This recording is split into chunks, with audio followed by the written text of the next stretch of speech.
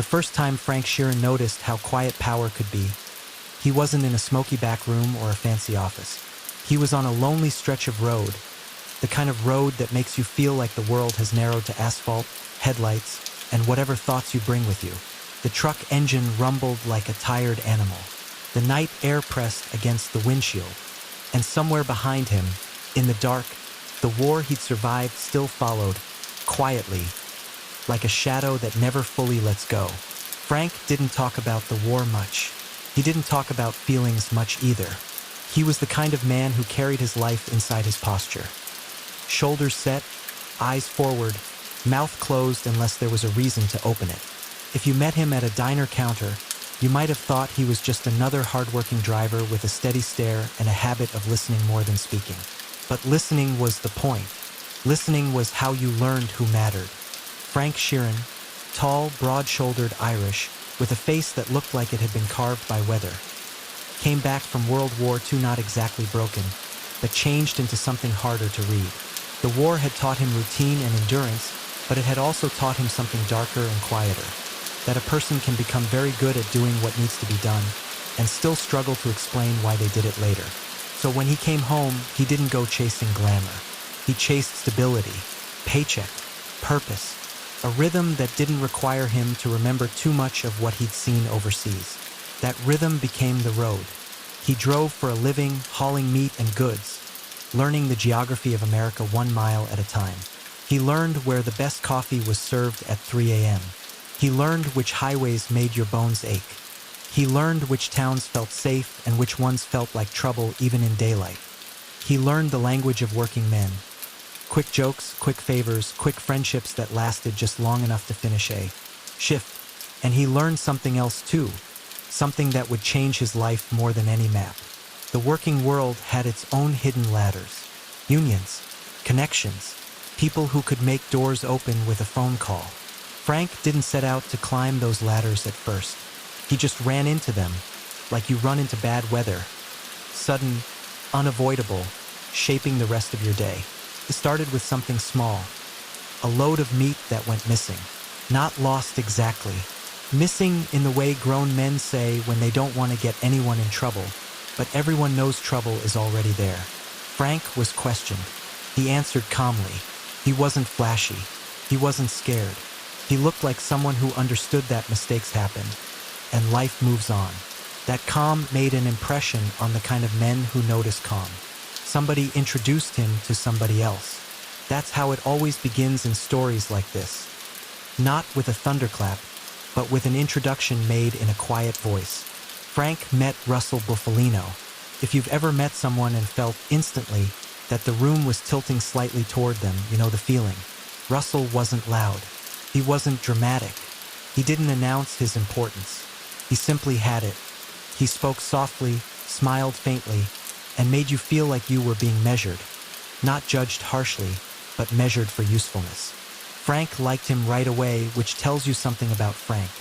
Because Frank respected men who didn't need applause. He had seen enough noise in his life. He trusted quiet.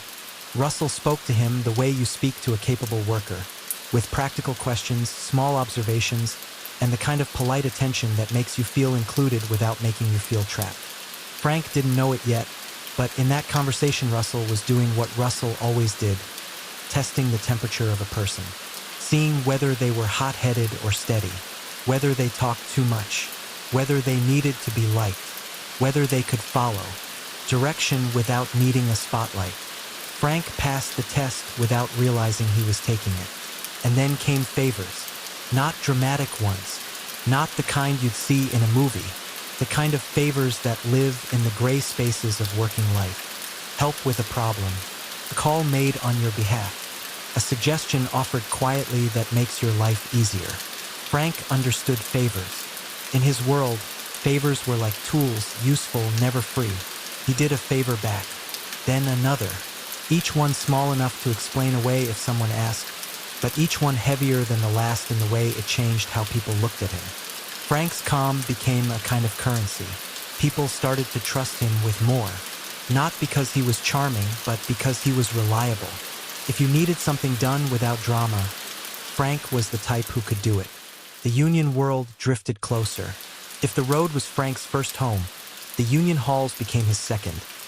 Rooms full of cigarette smoke and strong opinions, where men argued loudly about work, pay, respect. Frank didn't argue loudly. He didn't need to. He listened, watched who mattered, and learned that in those rooms, the loudest voice wasn't always the most influential. Sometimes the most influential person was the one everyone kept glancing at before they voted. Frank began to recognize patterns.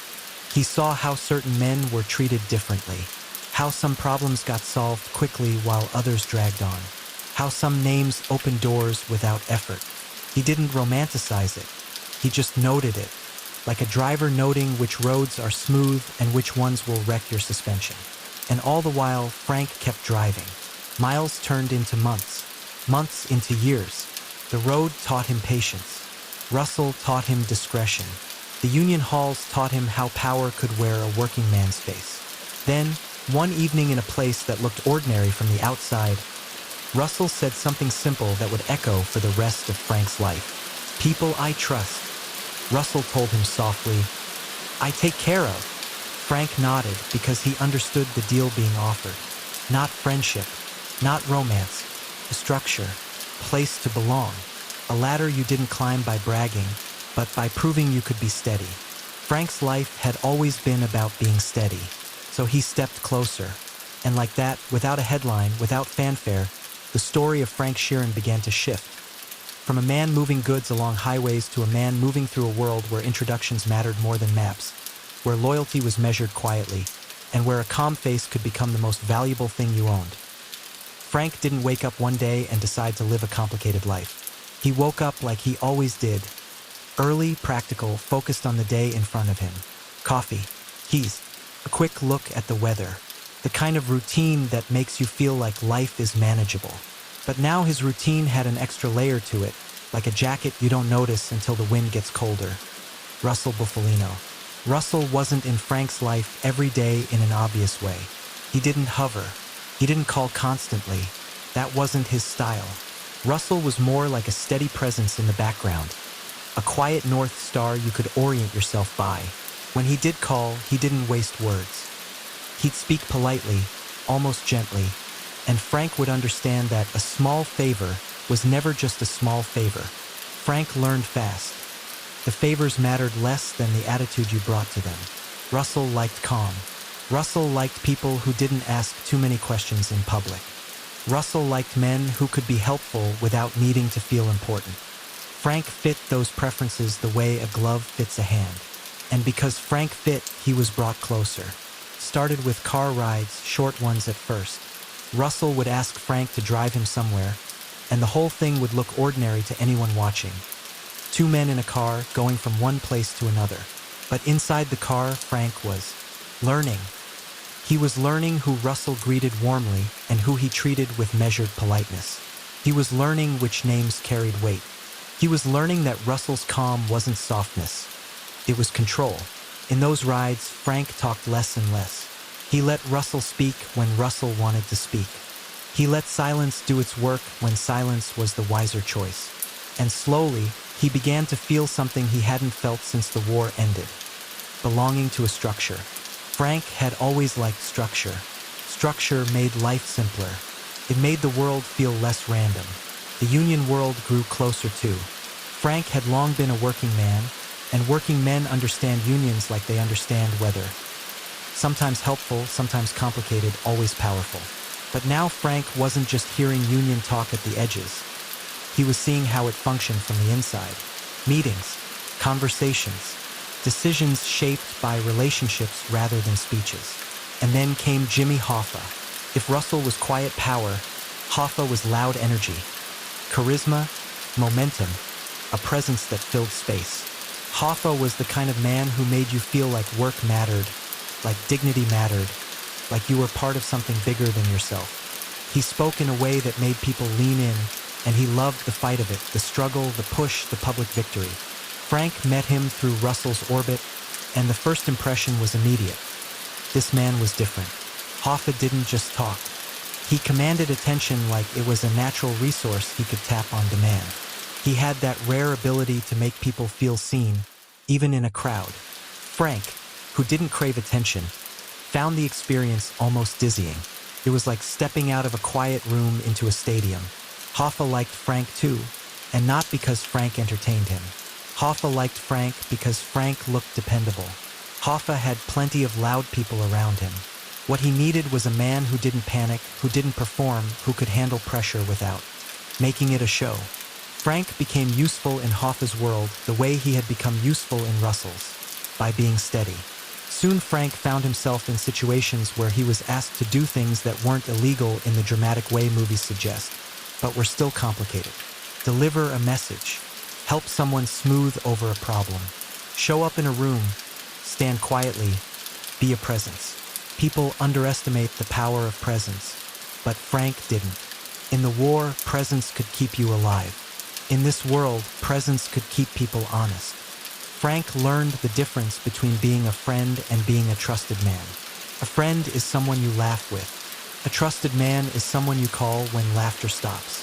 Hoffa, for all his charisma, lived under constant pressure. Political pressure, business pressure, pressure from rivals, pressure from people who wanted to see him fall. Russell watched all of this with quiet patience. Frank, caught between their styles, became a bridge without realizing it. The steady man who could move between loud ambition and quiet control. And bridges have a difficult job. They carry weight from both sides. As Frank's usefulness grew, so did the expectations. Russell didn't ask for much, but what he asked for mattered. Hoffa asked for loyalty and support. Frank, who valued loyalty deeply, gave it. He convinced himself that loyalty was simple. You stand by your people. You do what needs doing. You keep your mouth shut. The trouble was that your people began to mean more than one person, and sometimes those people wanted different things. Frank didn't like choosing sides. He didn't like conflict between allies. He preferred clarity. Russell's world was about stability. Hoffa's world was about momentum. In a perfect universe, stability and momentum work together. In real life, they sometimes collide. Frank didn't see the collision yet. Or maybe he saw it and didn't want to name it, because naming it made it real. For a time, everything felt like it was working. Frank traveled. Frank drove. Frank attended meetings where the talk sounded like business, but the atmosphere felt like strategy. He watched Russell keep everything calm with soft words. He watched Hoffa ignite rooms with bold promises. Frank's role was often to stand near the edge of the heat and keep things from tipping too far in any direction. And he was good at it. He enjoyed the respect it brought, even if he didn't admit it. He enjoyed being the man others looked to when things felt tense. He didn't smile widely. He didn't brag. But inside, he felt the quiet satisfaction of being needed. At home, he tried to keep life normal. Meals, family routines, small talk. He didn't bring the outside world into his kitchen in clear detail.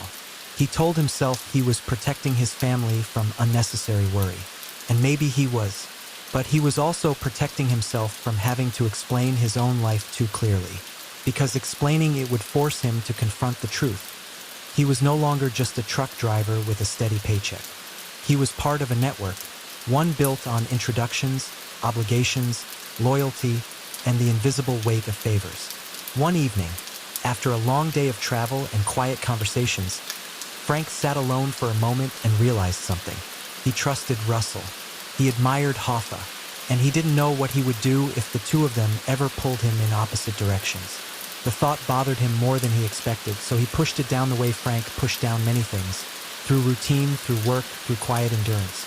Outside, the world kept spinning. The union politics grew sharper. The stakes grew higher. The pressure around Hoffa intensified. And Frank, the steady man in the middle, kept doing what he always did. Showing up, listening, and believing that loyalty could hold everything together. Even though somewhere deep inside, he could feel the future tightening its grip. Slowly, quietly, like a knot that doesn't seem dangerous until you try to untie it. Frank always remembered the moment he realized that pressure doesn't arrive like a punch. It arrives like weather. At first, it's just a change in air, a slight chill, people talking a little faster, laughing a little louder than necessary. Then it becomes patterns, certain faces showing up more often, certain conversations ending too quickly, certain doors that used to swing open now opening with a pause, as if the building itself is thinking. That's how the world around Jimmy Hoffa began to feel. Hoffa could still fill a room with energy.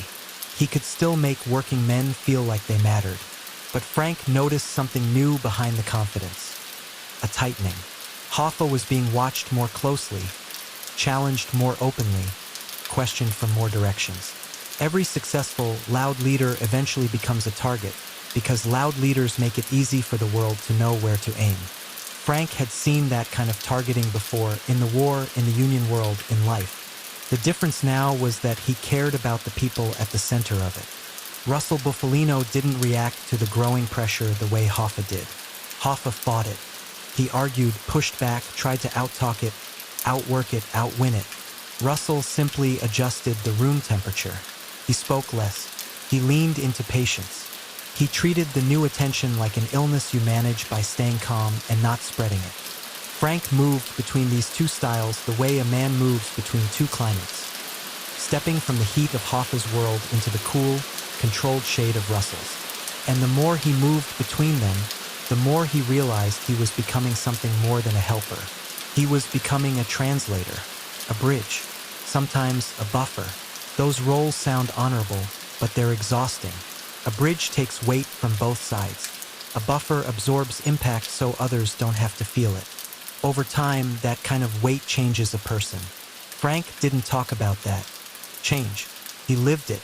He did more travel now, more meetings, more quiet conversations where people didn't say the sharp words out loud, but the sharp words hung in the air anyway. Frank learned to read pauses better than sentences. He learned that when someone said, "We need stability," what they often meant was, "We need you to make sure nobody does anything reckless." Reckless was the word everyone feared, even if they didn't use it. The Union world itself felt like a living machine, powerful, essential, and full of moving parts. Hoffa had built his identity on running that machine loudly, proudly. But machines don't like loud hands. Machines like careful hands. And the louder the machine became in the public imagination, the more outsiders wanted to inspect it, dismantle it, prove it was dangerous. Hoffa didn't want to be dismantled. He wanted to return. He wanted to reclaim influence, to step back into the place he believed was his. He had a fighter's nature. He could not accept being sidelined quietly. Frank admired that. It reminded him of men in the war who refused to shrink. But Frank also understood something else. In the civilian world, stubbornness could be expensive. Russell saw the cost too. He didn't say it in dramatic terms. He never did. He spoke about it like a man discussing a crack in a foundation. Not emotional, just aware that cracks spread if you ignore them. Frank noticed how Russell would listen to Hoffa's plans with polite attention, then ask one soft, practical question that would drain some heat from the room. "Is it worth it?" Russell might ask. Hoffa hated that question. To Hoffa, everything was worth it if it meant winning. He didn't crave money so much as he craved impact. He craved being the man people listened to. He craved the feeling of standing in a crowd and knowing the crowd would move if he told it to. Frank understood the craving even if he didn't share it. Frank didn't need crowds. Frank needed belonging. And that was where things grew complicated, because Frank belonged to Russell's quiet structure. Russell had been the one to bring him in, to guide him, to offer him safety in a world where safety was never guaranteed. Russell didn't ask for loyalty with speeches. He inspired loyalty with steadiness. Frank respected that deeply, but Frank also felt personally loyal to Hoffa. Hoffa had trusted him. Hoffa had treated him like more than hired help. He had laughed with him, talked to him, leaned on him. In Hoffa's presence, Frank felt useful in a human way, not just as a tool, but as a man whose support mattered. So when Hoffa spoke about returning, Frank listened. When Hoffa complained about betrayal, Frank nodded. When Hoffa said, with that famous conviction, that he'd be back where he belonged, Frank wanted to believe him. Hope is a powerful thing, can make you ignore weather.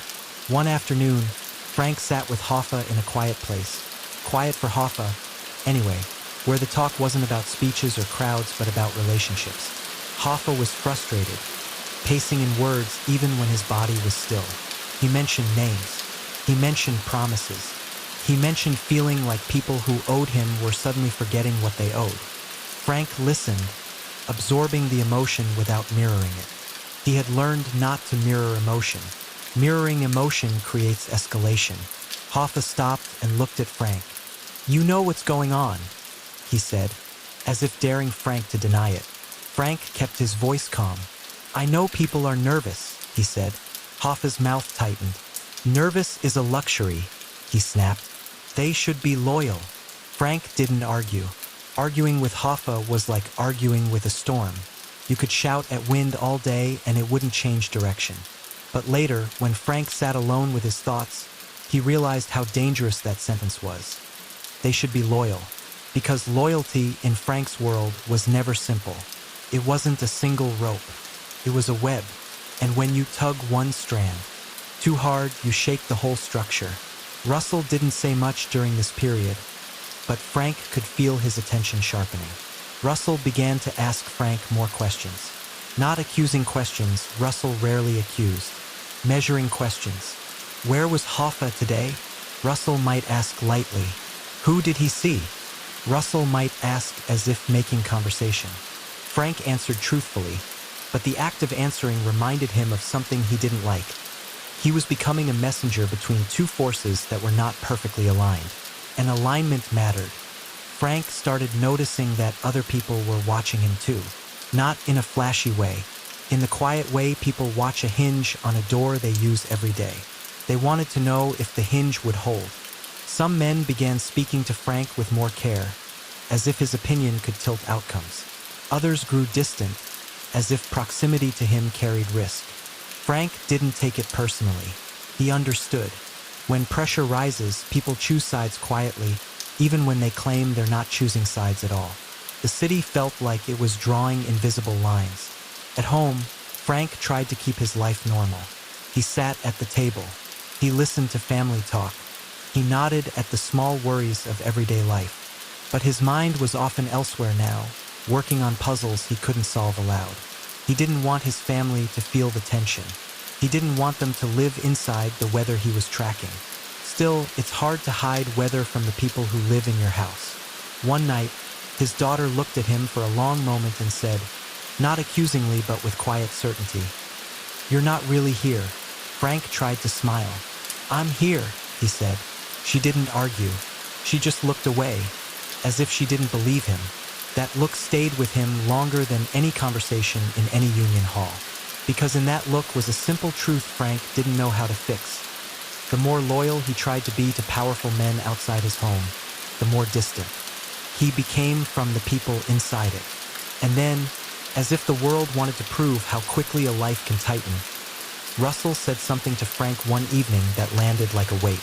Not a threat, not a demand, just a quiet sentence, delivered calmly, like Russell was commenting on the time. "Things can't stay like this," Russell said. Frank didn't ask what this meant. He understood. Hoffa's loud determination was creating ripples. Ripples become waves. Waves attract attention. Attention creates pressure. Pressure forces decisions. Russell looked at Frank with that soft, measuring gaze. "You understand me," Russell said. Frank nodded because he did, and in that nod, something in Frank's chest tightened. Not fear, exactly, but the awareness that the knot he'd been ignoring was now being pulled. He drove home that night through a city glittering with lights, and the brightness felt almost cruel. Everything looked normal. People went out to dinner. Couples laughed on sidewalks. Cars rushed past, full of strangers living ordinary lives. Frank's hands stayed steady on the steering wheel, but inside he could feel it. The future was approaching a crossroads. And Frank, the steady man who had built his life on following orders and keeping calm, began to wonder, quietly, painfully, what happens when the people you're loyal to want different endings? Frank didn't like crossroads. A crossroads meant you had to pick a direction, and picking a direction meant you were leaving another one behind.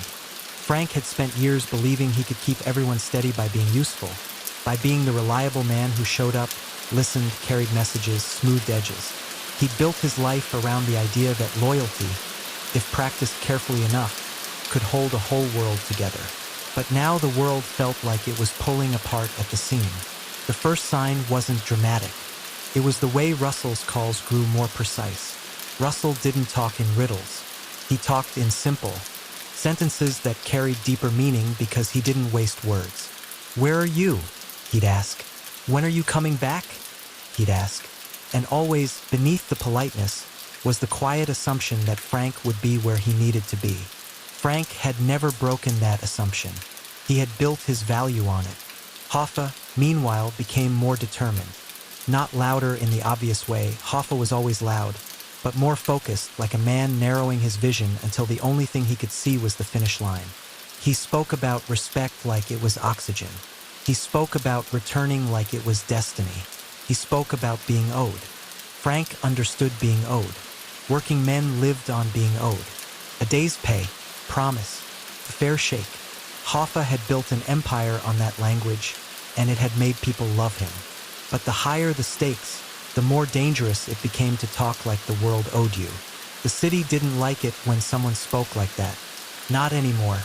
Frank's days filled with meetings that felt less like planning and more like weather reports. People said things like, "It's getting complicated," and "everybody's tense," and "he's not letting it go." They didn't always say Hoffa's name, but it hovered in the room like a smell you couldn't pretend not to notice. Frank began to feel tired in a way he hadn't felt since the war. Tired not from work, but from holding too much inside. Every conversation felt like carrying a glass of water through a crowded hallway. One bump, one spill, and everybody would see what you'd been trying to keep contained. He tried to talk himself into calm. "You've handled pressure before," he told himself. "You've handled worse." But this was different. In the war, the lines were clear. Friend, enemy, mission. In this world, the lines were made of loyalty, and loyalty didn't always point in one direction. One evening, Frank sat with Russell in a quiet place where the light was soft and the air smelled faintly of coffee and old upholstery. Russell looked smaller than the legend people imagined, just an older man with careful eyes. But Frank knew better than to mistake smallness for weakness. Russell's power wasn't in his size. It was in his composure, in the way he could speak gently and still leave you feeling as if the room had shifted. Russell asked about Hoffa in a tone that sounded casual. Frank answered with facts. Meetings, calls, plans. Hoffa's determination to sit down with certain people and settle things. Russell listened without interrupting. Then he said something Frank would remember forever, not because it was dramatic, but because it was quiet. "Sometimes," Russell said, "a man keeps pushing, and the world pushes back harder." Frank nodded slowly. He didn't ask what Russell meant. Asking would be pretending he didn't understand. Russell's gaze stayed on him, steady. "You understand what I'm saying." Frank felt the knot in his chest tighten. "I understand," he said. Russell didn't raise his voice. He didn't threaten. He didn't plead. He only added, "I don't want trouble." The strange thing about that sentence was how much it implied. Russell never wanted trouble. Trouble meant noise, and noise meant attention, and attention meant consequences. Russell had spent his life avoiding consequences not by being lucky, but by being careful. Frank left that conversation feeling like the air had thickened. He drove home through streets that looked ordinary. Streetlights, storefronts, people laughing in passing cars. Normal life rolling on like it always did. Frank envied it for a moment, the simplicity of people whose choices didn't come with invisible strings attached. At home, he tried to be present. He sat at the table. He listened to family talk. He smiled when someone made a joke. But his mind drifted, and he could feel it happening like a slow leak. He wasn't just distracted. He was weighed down. His daughter watched him the way she always did, quietly, intensely, as if she were reading. The parts of him he couldn't hide. Frank felt that gaze and couldn't meet it for long. There are certain looks that feel like mirrors, and Frank had never liked mirrors. Days later, the pressure peaked into a plan that sounded simple, which was the most dangerous kind. A meeting was arranged. Just to sit down, people said. A chance for Hoffa to talk things through. A chance to settle tension the way adults settle tension. With words, with agreement, with some version of peace. Frank had heard that promise before. He wanted to believe it. He needed to believe it. Because the alternative felt like stepping into fog without knowing what was on the other side. The day of the meeting arrived with ordinary weather. Nothing that warned you history might be changing. Frank moved through it with his usual discipline. He drove. He waited. He answered calls. He spoke to people who sounded too calm, as if calm could force the universe to behave. Hoffa was restless, irritated by delays. He hated waiting. Waiting made him feel powerless, and powerlessness made him angry. He spoke sharply about being disrespected, about people playing games. Frank stayed quiet. He tried to soothe, to redirect, to keep things from boiling. "It'll happen," Frank said. "Just stay steady." Hoffa snorted. "Steady," he repeated like it was a joke. "I've been steady. They're the ones who need to show up." Frank felt the knot tighten again. He didn't argue. He didn't lecture. You didn't lecture Hoffa. Hoffa didn't come from a world where lectures worked. He came from a world where you fought for space. They drove. The road stretched ahead. The sky looked blank and indifferent. Frank's hands stayed steady on the wheel, but his thoughts weren't steady at all. They bounced between loyalty and dread, between habit and warning. At one point, Hoffa looked out the window and said, more softly than usual, "You know what I hate, Frank?" Frank glanced at him.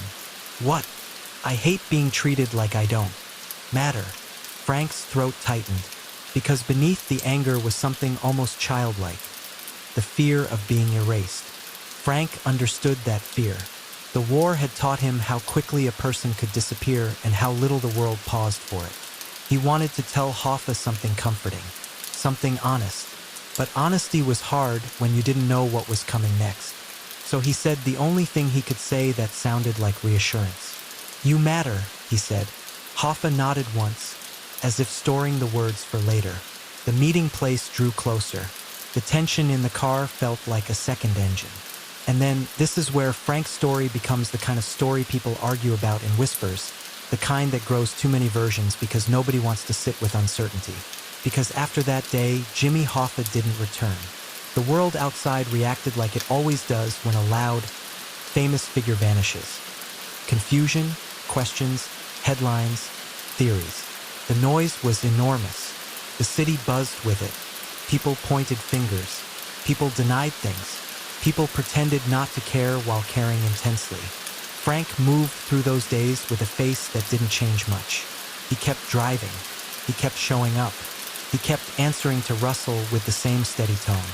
He kept living inside the structure that had always told him what to do next. But inside, something had shifted. Because a disappearance doesn't only remove a person. It changes the people left behind. It rearranges the weight of their memories. Frank found himself replaying small moments. The sound of Hoffa's voice, the way he said respect, the quiet moment in the car when he admitted what he hated.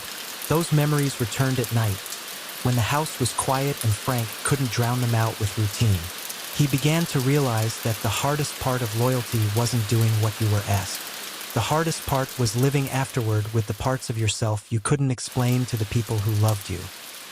Home, his daughter's gaze grew colder. Not dramatic, not loud, just distant, like a door that used to be open was now closed without a slam. Frank tried to reach her with normalcy, dinners, small talk, offers of help. But normalcy felt thin now, like paper over a cracked window. She didn't say much. She didn't accuse. She simply withdrew, and that withdrawal hurt Frank in a way no outside pressure ever had. Because he could handle fear. He could handle tension. He could handle orders. He didn't know how to handle being quietly judged by someone whose opinion mattered more than any room he'd ever walked into. And as the city kept buzzing with questions that would never fully settle, Frank Sheeran, the steady man, the loyal man, began to understand that some kinds of silence don't protect you. Some kinds of silence follow you home. After Jimmy Hoffa disappeared, the world didn't go quiet. It got louder. Frank could feel it in the way strangers talked in diners. leaning over their coffee like they were sharing a secret even when everyone already knew the headline. He could feel it in the way union conversations tightened, how people lowered their voices but never stopped speculating. He could feel it in the way the city seemed to hum with unfinished questions, questions that had no clean place to land. Where is he? Who knows what happened? Who's lying? Frank heard those questions like background music. He didn't answer them. He couldn't. And even if he could, the kind of truth people wanted wasn't the kind you could hand over like a receipt. The truth had too many costs attached. So Frank did what he had always done. He stuck to routine. He drove. He showed up. He listened. He stayed steady. From the outside, that steadiness looked like strength. Some people even admired it. Frank's solid, they'd say, meaning dependable, unshakable. But inside, Frank's steadiness had become something else. It wasn't confidence anymore. It was endurance, the kind you use when you've decided feelings won't help you survive. Russell Buffalino stayed calm through all of it, which should tell you something about Russell. The louder the world became, the quieter Russell got. He spoke with the same polite tone, asked for the same practical updates, moved as if the whole noise storm were happening behind a closed window. Frank didn't ask him about Hoffa. That wasn't how their relationship worked. They lived in implication, not confession. Russell's calm itself was a message. Keep your head down, keep moving, let the noise burn itself out. But noise doesn't always burn out. Sometimes it settles into ash that stains everything. The union world shifted. Hoffa had been a force of nature, loud, energetic, visible. Without him, the air changed. People began behaving like they were walking around an empty chair at the table, unsure whether to acknowledge it or pretend it had never been there. Frank noticed the change in the small details. Meetings felt less joyful, more transactional. Laughter sounded thinner. People who used to speak with bold certainty now spoke with careful caution. And underneath it all was a truth that didn't need saying. The era of big personalities was becoming dangerous. Visibility was no longer a trophy. It was a target. Frank had always been useful because he wasn't a big personality. Now his kind of quiet became even more valued. The less you drew attention, the safer you were. And Frank, who had never been hungry for attention, found himself moving deeper into the world of quiet responsibility without even trying. But the price was growing at home. His daughter, especially the one who watched him with that intense, measuring gaze, became more distant. It wasn't teenage drama. It was colder than that. It was the distance of someone who feels something is wrong but can't name it, and so she protects herself by stepping back. Frank tried to bridge it with simple gestures.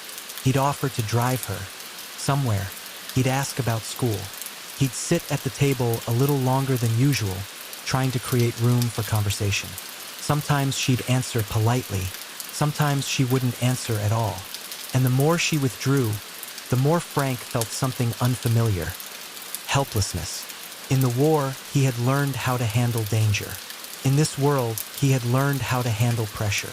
But he didn't know how to handle his own child looking at him like he was a stranger.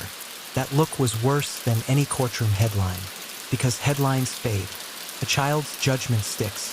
Frank began to live in two silences. The public silence of never saying too much, and the private silence of never saying what mattered. Both silences protected him in the short term. Both silences punished him in the long term. Years passed like that, days stacked on days, routines layered over unresolved feelings like paint over old cracks. Frank kept working, kept moving, kept being the steady man others relied on. But inside, he felt himself shifting into something older and heavier. The older he got, the more memories came back at night. Not always with clear images, often just feelings. Car ride, a voice, a look, a sentence. Hoffa saying, "I hate being treated like I don't matter." Frank would lie in bed and stare into the dark, listening to his own breathing, and wonder what it means to matter in the end. Does a man matter because he's famous? Because he's useful? Because he's loyal? Because his family loves him? Frank didn't know. He only knew that one kind of matching, his daughter's trust, was slipping away, and he had no idea how to earn it back without tearing open everything he'd kept sealed. Russell, age 2. The world around them changed. Men who had been young became old. New names appeared. Old names vanished. The city kept evolving, and Frank kept surviving it, but survival began to feel less like victory and more like simply continuing. Then, quietly, the pressure that had once been external began to turn inward. Law enforcement attention grew sharper over time, and even if Frank didn't speak about it, he could feel the tightening net in the way questions were asked, in the way certain people became cautious about contact. The world was changing again. More tools, more methods, more determination to turn whispers into evidence. Frank watched it all with the same steady expression, but inside he felt tired. Tired of vigilance. Tired of the constant need to measure words. Tired of being careful. And tired, most of all, of being alone inside his own life. One evening, much later, Frank found himself in a quiet room with a muted television and an untouched cup of coffee. The house was still. The outside world was far away. He sat with the silence and realized that his life had become a chain of choices made for loyalty, safety, structure. But the chain also kept him from reaching the people who mattered most. He thought about his daughters, about how small they had been once, how they used to run to him, how their eyes used to light up when he walked into a room. He wondered when that light had dimmed. He wondered how much of it was the world's fault and how much was his. And for the first time in a long time, he admitted something to himself. A truth he could barely hold. Being steady doesn't always mean being okay. Sometimes it just means you've learned how to stand still while the inside of you keeps shifting. Frank Sheeran got older the way a long highway gets older. Slowly, quietly, almost invisibly, until one day you notice the cracks and realize they've been forming for years. His hands still looked strong, but they moved a little slower. His posture was still solid, but the weight in his shoulders felt more permanent now, like it had settled into the bones. He kept his routines because routines were how he stayed upright. He drove less. He talked less. He listened more, even though there were fewer voices he trusted. Enough to listen to closely. Time had thinned his world. Some names that once filled rooms were now spoken in past tense. Some faces that used to sit across from him at tables were gone. The city was still loud, but Frank had drifted into a quieter corner of it. The way men do when they've carried too much and don't want to carry any more in public. And yet, the past refused to become past. It showed up in ordinary places, an old song on the radio, a certain kind of car, a particular stretch of road. Frank would catch himself staring into space, replaying moments like they were scenes he couldn't shut off. Not always the big moments, often the small ones. Hoffa's irritation at waiting, Russell's calm voice saying, "You understand me." The way Frank's daughter's eyes turned distant, like a door clicking shut without a slam. The hardest thing about memory is that it doesn't care what you want. Frank had built his life on doing what was needed, not on talking about what it meant. But in old age, meaning arrives anyway, creeps in at night. It sits at the edge of the bed. It waits in the quiet hallway when everyone else is asleep. Frank began to feel his silence as something physical, like carrying a heavy coat you can't take off, even indoors. Meanwhile, the world around him kept changing.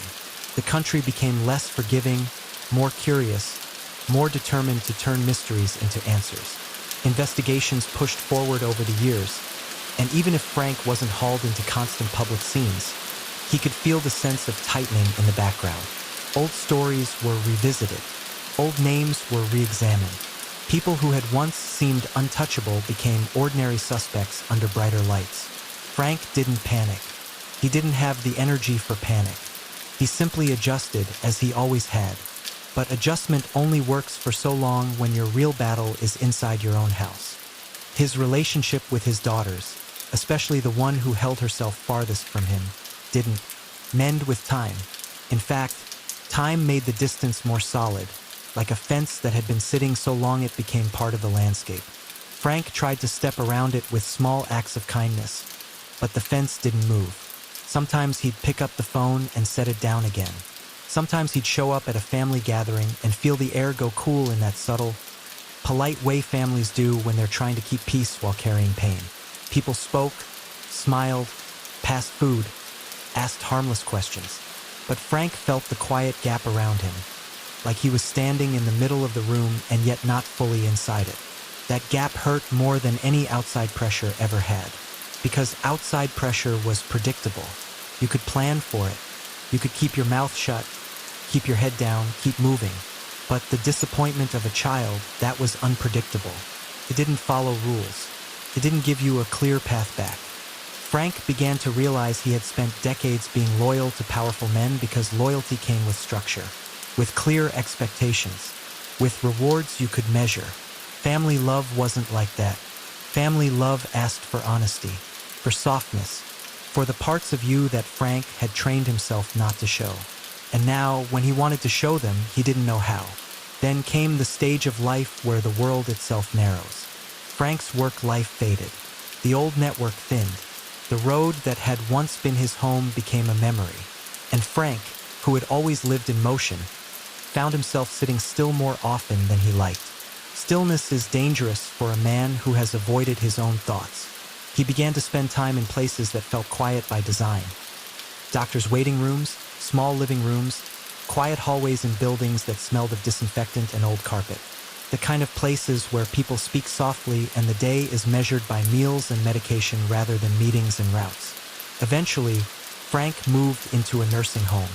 If you've never been, in one at night, it has a particular kind of silence. Not peaceful silence, more like layered silence.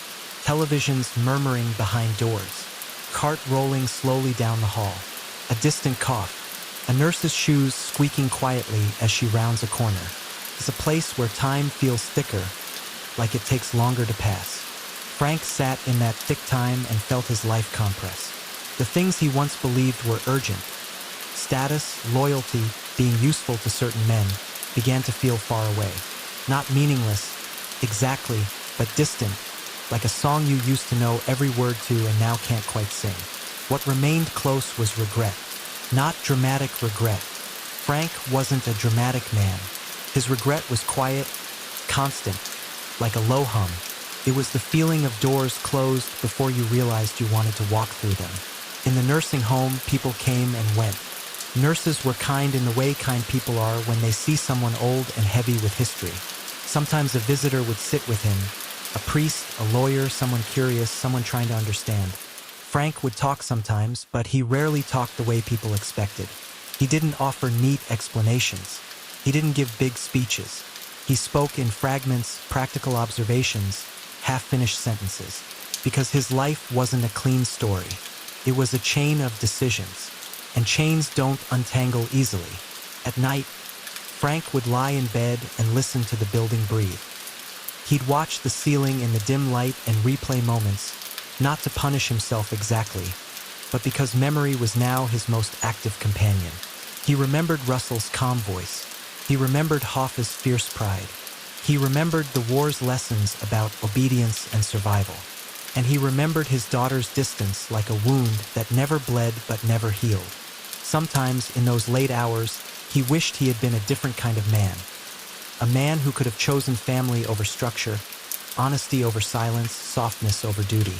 But wishing doesn't rewrite a life. Wishing only shows you what you wanted too late. One evening, a nurse offered him something to drink and asked, gently, "You okay?" Frank looked at her with tired eyes. His voice came out quiet. "I'm here," he said. The nurse smiled kindly, as if that was enough. But Frank knew the difference between being here and being with people. He had spent years being physically present in rooms while keeping part of himself locked away. Now he was physically present in a quiet facility, and the locked-away part of himself was all he had left to keep him company. That's when Frank began to understand the real shape of his story. Not a story of glamour, not a story of victory, a story of a man who was always useful, and then became useless. A story of loyalty that bought safety, and then bought loneliness. A story of silence that protected him, and then punished him. He didn't cry about it. He wasn't built that way. He simply sat with it, like a man sitting beside a fire that has burned down to embers, feeling heat that is still there but fading. And in that fading heat, Frank began to look for something he had never been good at asking for. Forgiveness. In the nursing home, nights had a way of stretching. Not dramatically, just steadily, like a long road with no exits. The lights in the hallway never fully went dark. Somewhere, a television always murmured like a distant campfire. A cart would roll by with a soft rattle, and Frank would listen to it the way he used to listen to engines. By instinct, by habit, by the need to know what was moving around him. Frank Sheeran had spent most of his life in motion. Now he lived in stillness, and stillness gave his memories room to walk. Some nights the memories arrived gently, like postcards. A diner counter, a cup of coffee, the smell of rain on pavement.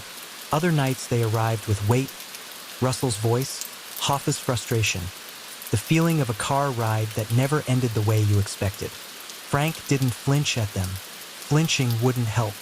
He simply watched them pass through his mind like headlights on a wall. He wasn't afraid of memory. He was afraid of what memory meant. During the day, people treated him like an old man, politely, carefully, with the kind of kindness that assumes you're mostly harmless now. A few nurses knew him as Mr. Sheeran, the quiet one who didn't complain much. Some residents nodded at him in the hallway. Frank nodded back. He could still do small talk when necessary. He just didn't enjoy it. Small talk felt like wallpaper over something that needed repair. Every so often, someone would visit. A priest, sometimes with a soft voice and patient eyes.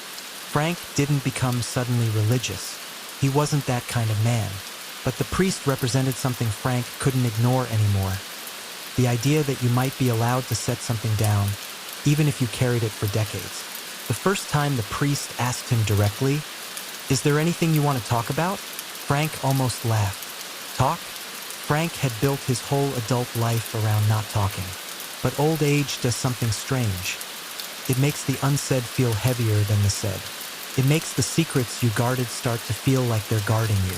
And Frank, who had always been strong enough to carry things, began to wonder if strength included knowing when to stop carrying. So he answered carefully. "I've had a long life," he said. The priest nodded, as if that sentence contained whole chapters. "Long lives have long shadows," he said gently. Frank looked away, eyes on the window. Outside, a tree moved slightly in the wind. The world kept going even when you stopped. "I did what I had to do," Frank said finally. The priest didn't argue. He didn't push. He just sat there in the quiet, letting Frank's words exist without trying to reshape them. That was a skill Frank respected. Most people rushed to fill silence because silence made them nervous. The priest didn't seem nervous.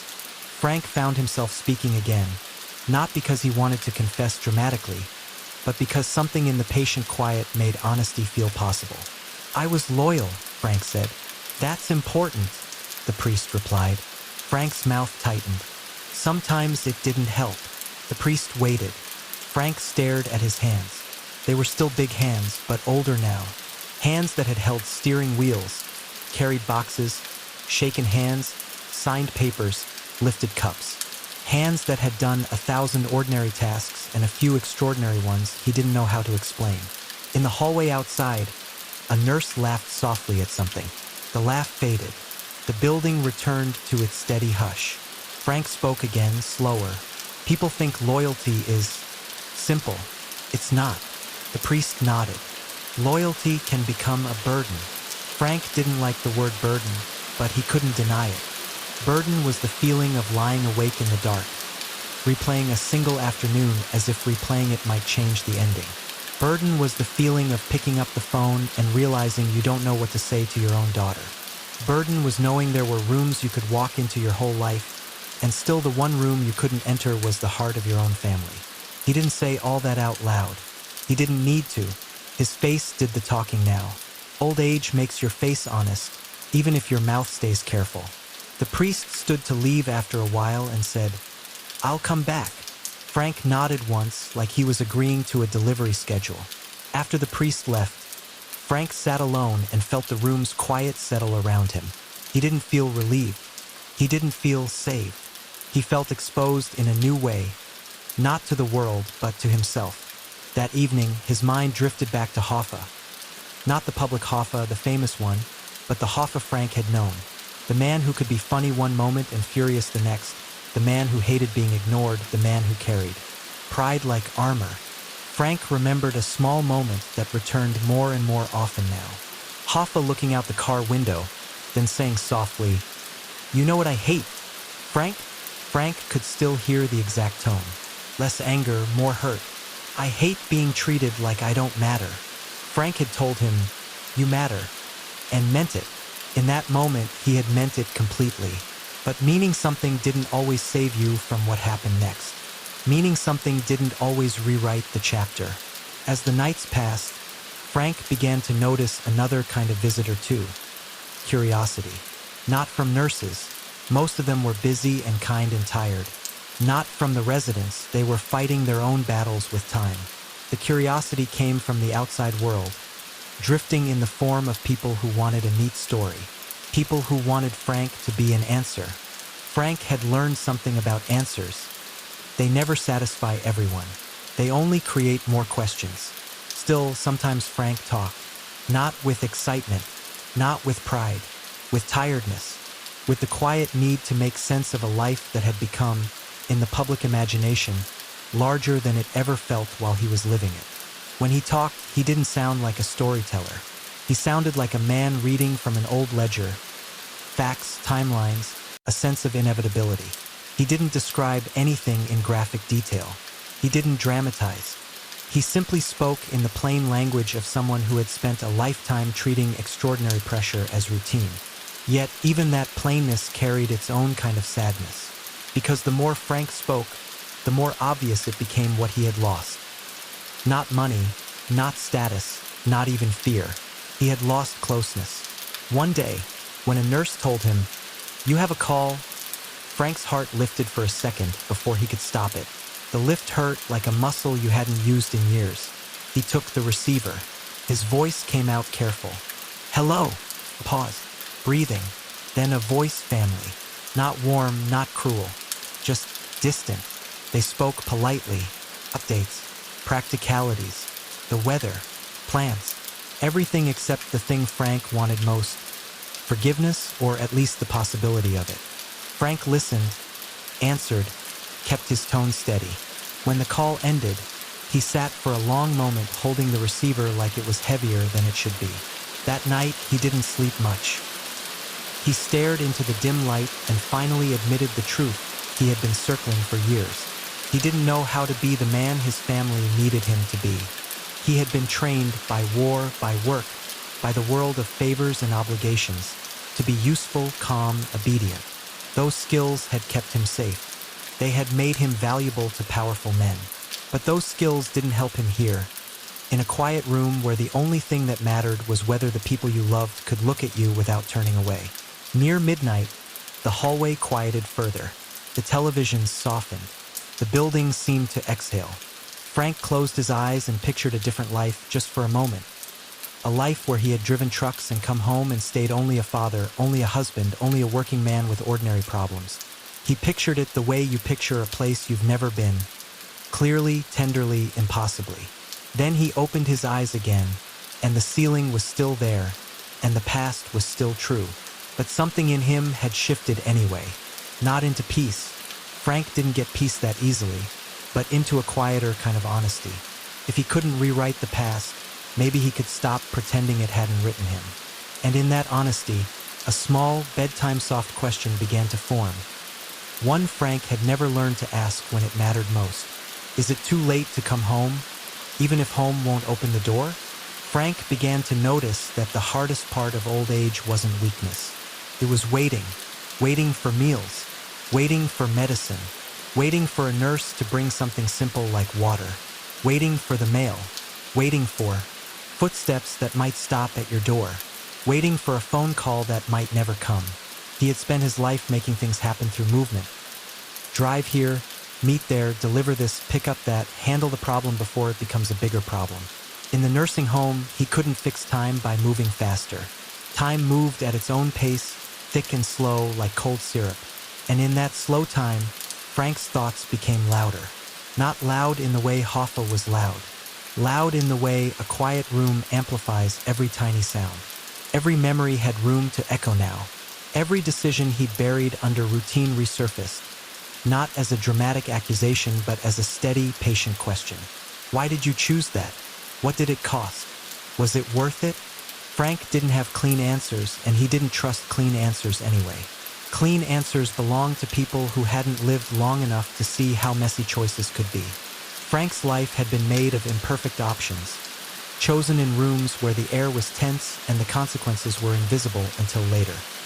He tried to tell himself, as he always had, that he'd done what he had to do, but had to started feeling thin in the face of loneliness.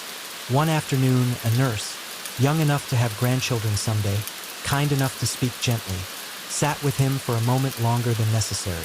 She didn't ask questions about his past. She asked something simpler. "Do you want to go outside for a bit?" she said. Frank hesitated. Outside meant effort. Outside meant the reminder of how far his life had narrowed. But outside also meant air that didn't smell like disinfectant, and sunlight that didn't come through a window like it was filtered through time. He nodded. They wheeled him out to a small courtyard. The sun was mild. A breeze moved the leaves. Somewhere, birds argued softly in the branches. Frank sat there, watching a patch of grass like it was something rare. It struck him then how many years he'd spent barely noticing ordinary beauty. He'd always been in motion, always watching for trouble, always thinking about what was next. He treated life like a task list, checking boxes, moving forward. Now the grass moved in the wind, and he had nowhere to go. The nurse stood behind him quietly, giving him space. Frank appreciated that. Space was one thing he'd never had enough of. Space to be human, space to feel, space to admit he was tired of being strong. After a while, the nurse asked, "Do your family visit much?" Frank's jaw tightened. He kept his eyes on the grass. "Sometimes," he said.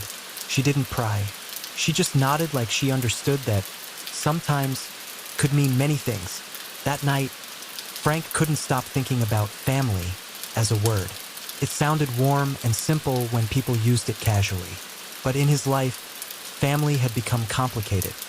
Something he loved, something he feared disappointing, something he didn't know how to reach anymore. He remembered his daughters when they were small, the way they used to run toward him, the way they believed he could fix everything. Frank had liked being that man. He had liked being a provider, a protector, a steady presence. He didn't realize back then that being steady wasn't enough. A steady man can still be distant. A steady man can still be unreachable. Frank's daughter, the one whose silence had become the loudest sound in his later life, remained a mystery to him. Not because he didn't know her personality. He did. He knew how she held herself, how she watched people, how she could see through a lie without anyone saying the word lie. What he didn't know was how to approach her now. How do you ask forgiveness without opening a wound?